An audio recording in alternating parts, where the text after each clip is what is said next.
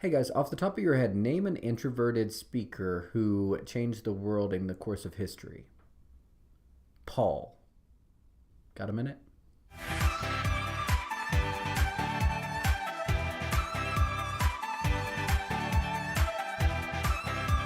Although this might come as a shock to you, Paul is considered timid and unimpressive whenever he is speaking. And actually in Second Corinthians, it's mentioned that he comes across in his letters so powerful and so strong, but then all of a sudden, you find him in person and he's not that impressive. He was a Pharisee, which means that he knew the law more than anyone else. And whenever he converted to Christianity, what would make the most sense is to send him to the Jews. So what did God do? He made him the ambassador to the Gentiles. And the Gentiles, they respected strong speakers, those that could speak directly, but that wasn't Paul. So what was God doing? Well, in Paul's own words, if you look at Ephesians 3, although I am less than the least of all the Lord's people, this grace was given to me to preach to the Gentiles the boundless riches of Christ, and to make plain to everyone the administration of this mystery, which for ages past was kept hidden in God, who created all things. Grace. God doesn't choose the most likely, he chooses the least likely. And it's because God doesn't call the equipped, he equips the called. God's going to equip you with what you need. He's going to give you the grace that you need in order to overcome, just like he did Paul. And so in order for God to get the glory